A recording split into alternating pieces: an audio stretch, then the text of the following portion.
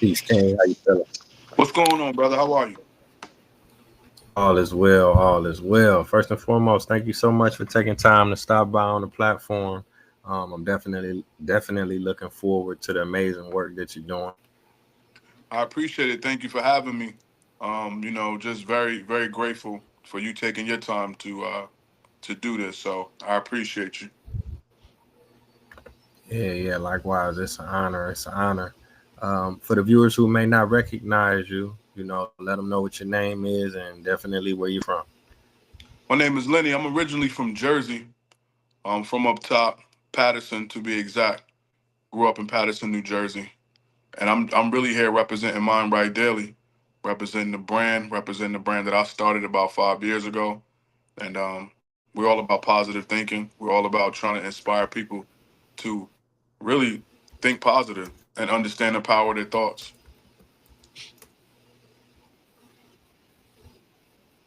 It's very important.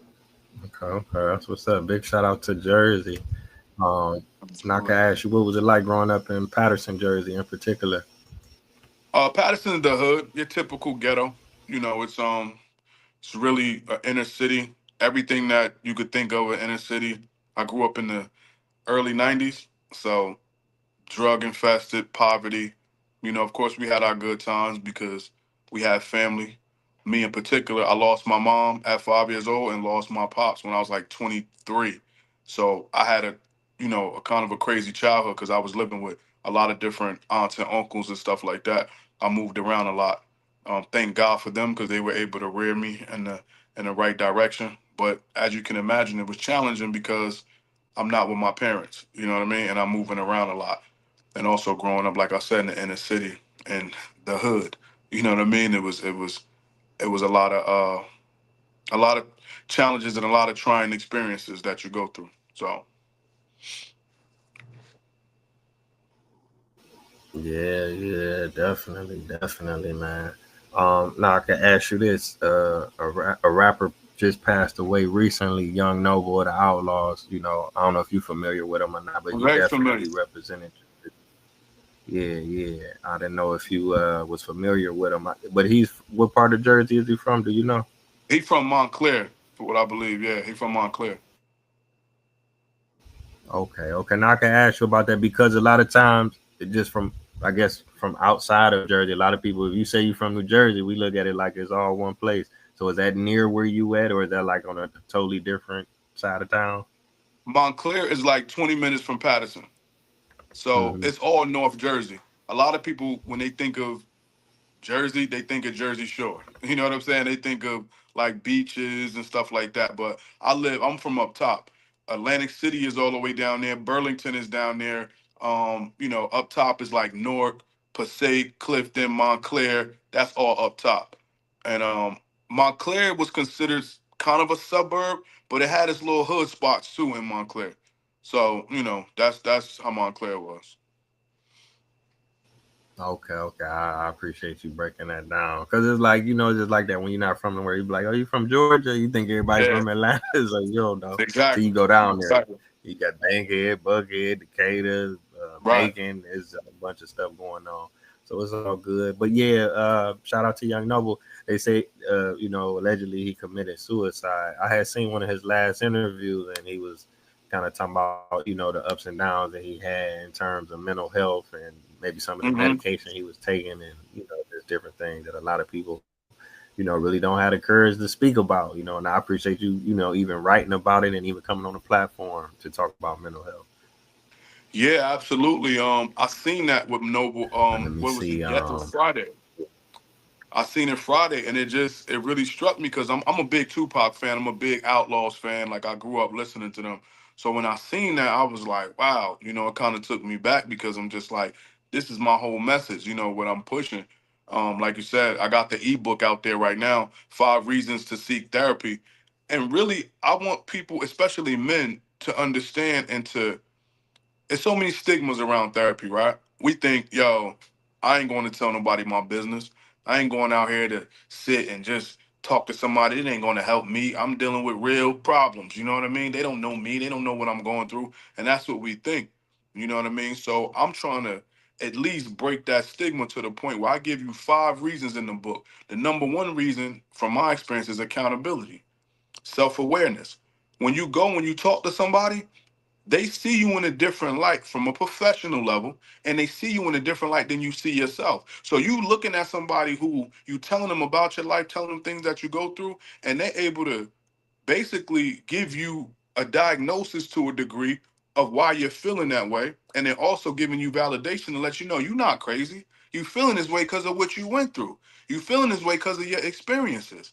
You see what I'm saying? So now you got somebody that's with an unbiased opinion to tell you, like, nah, you good. It's just maybe look at it this way, maybe look at it that way. You see what I'm saying? And it'll help you. Every time I come out of therapy session, I feel calm. I feel like, okay, I feel a little bit better about what I got going on. And I'm from the hood, the trenches. You know what I'm saying? So if I'm going and I'm getting some type of relief from it, I know other men and other black men from where I'm from who need it for real can get some relief from it.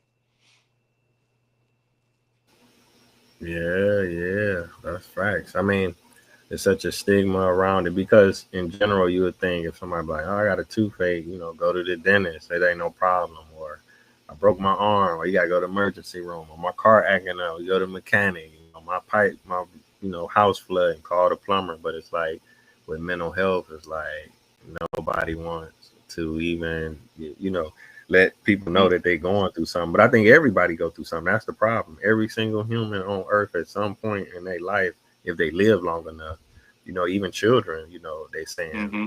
commit suicide or have stress and depression. So it's something we True. all need, at least from my perspective, No, you're right. No, I you're can right. ask, yeah, yeah, definitely. Now I can ask you this. Now, how long did it take to write the book? How much time did you spend writing it?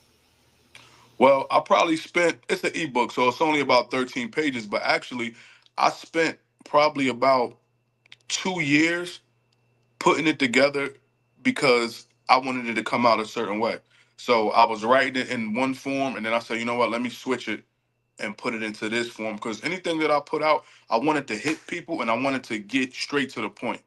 I don't want a lot of fluff around it. I don't want a lot of things because in this day and age, people's attention span is so short. You know what I mean? Especially if it ain't nothing that's glaringly entertaining as far as comedy, sex, or music, it's gonna be hard to really hit people right away. That's just the age that we living in. So I wanted to make it short and concise, and I wanted to get straight to the point with it. So I'll say about 2 years it took me to tweak it, and then I was like, you know what, it's ready to go out. I'm at a point in my life where I feel like I got some experience behind being in therapy, and I can actually share some of this. So let me get on 5 reasons to seek therapy. Yeah, that's what's up. That's what's up. And I appreciate, the way, like you said, the format you put it out because it's simplified. It's straight to the point. It's a time and a place to go deep and long with 300 pages, but I Wow. feel like, especially with people that's just getting into it, you know what I'm saying? They Hmm. need something Hmm. that they can take away from immediately. So the book is definitely, a must have for the viewers. Okay. Absolutely. Yeah, yeah, yeah. I appreciate it. Let me see. You spoke about self awareness. If it's okay, I could ask you about the other 4 points. If you want to give them just a little general of why they should. Absolutely. Uh, Absolutely. So the other 4 points, just to go off real quick, so I make sure I don't misspeak on them. We have number one is self awareness because that's what I talk about mostly all the time, and that's like the most important thing. But also we have Give me 1 second. Let me make sure I don't want to misspeak. We have what you got? Mhm. increased self esteem. That's important. You know what I mean? We also have, I'm going to speak on all of them, and I'm just give the whole rundown. Break generational curses. That's another reason. That we need. We need that in the black community. Emotional regulation. That's very important to regulate our emotions a lot of times because we be all out of whack. You know what I mean? And improve relationships in business, and improve relationships and like just dealing with men and women, dealing with each other. And I'll say this: when I went to therapy, I was my first time I went to therapy. I was 36, right? And this is how I talk about um self awareness and emotional regulation. These two are tie in together. So they ask you when you first go there, they say, have you ever been sexually abused? Have you ever been physically abused, whatever. They ask you those questions. Emotionally abused. I'm like, nah, I've never been. So she asked me, she said, well, how often were you told that you were loved? How often were you hugged and kissed, throughout your childhood? Was it often? Was it not a lot? Well, I was like, we didn't really do that in my family that much. It happened, but it wasn't a consistent thing. She was like, well, that's a form of emotional neglect. That's a form of emotional abuse. And it blew my mind. Because here I am, 36 years old, not understanding that I had been emotionally neglected. So now when I did the knowledge to that, I said, okay, this is why I act certain ways in relationships with women. This is why I'm so standoffish. This is why I don't hug a woman unless it's about to be something physical. You see what I'm saying? These are reasons why I'm more so to think I'm less to give my emotions to certain things because it's not normal for me. You get what I'm saying? And I know that a lot of us came up the same way. A lot of black men. You feel me? And it's like that's something so small, but it's something so big at 36 years old that I didn't even know that I was dealing with. You know what I mean? To be like, okay, I had emotional neglect in my life. Let me now rewire my brain to understand this is why I'm doing the things that I'm doing.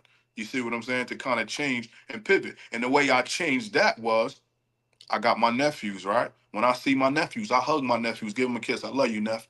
You know what I mean? Get that normal in their life so that they can have those tools when they go out and be, dealing with women and stuff like that. So Yeah, that's what's up. That's what's up. I appreciate you sharing that.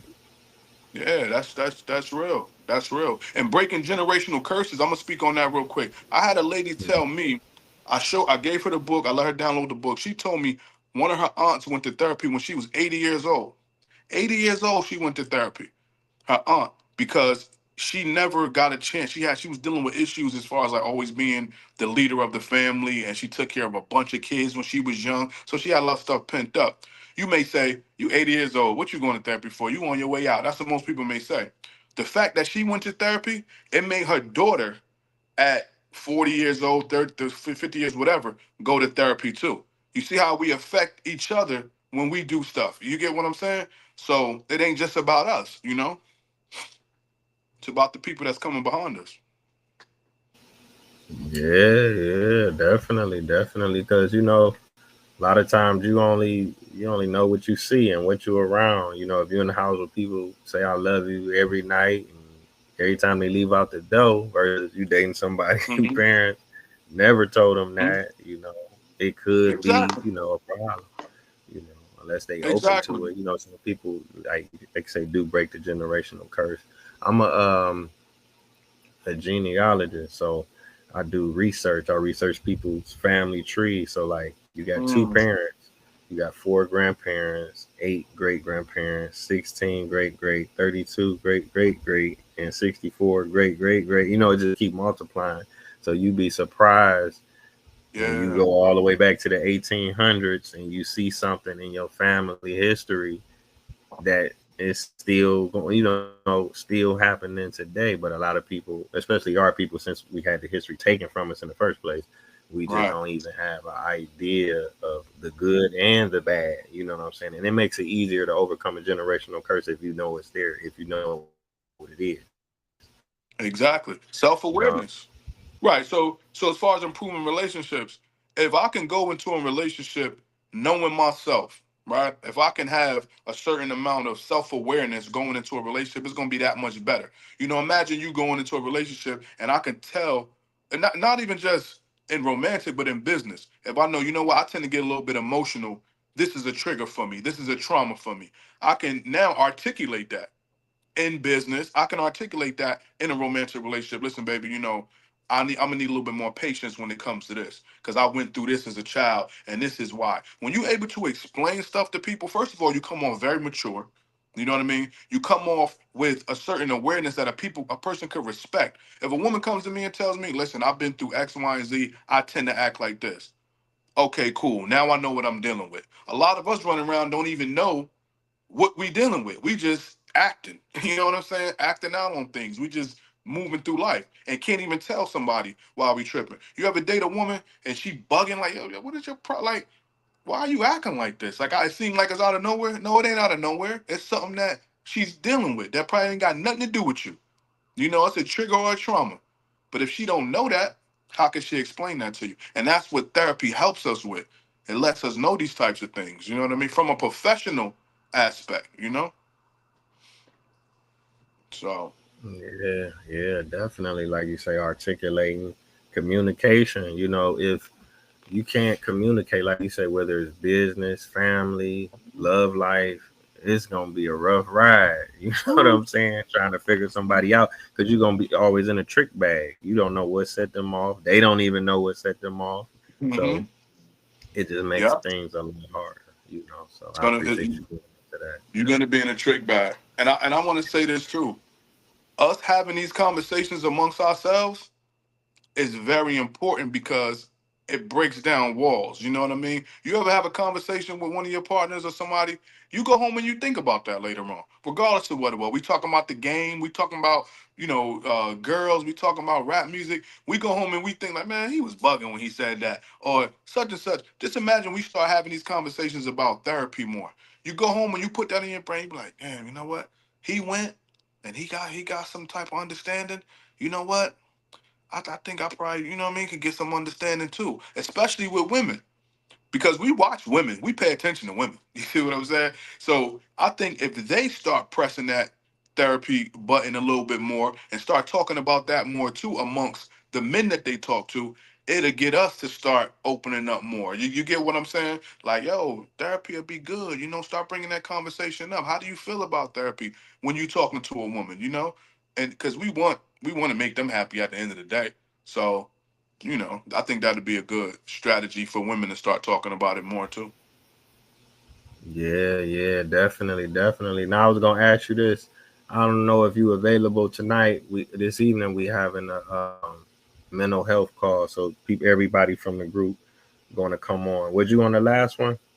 No, I wasn't on the last one, but I seen the one y'all was talking about. That one is at 7 o'clock tonight, right?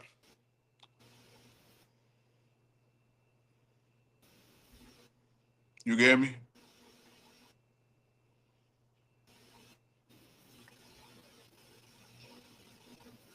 You there? Can you hear me? Yeah, I can hear you. Yeah.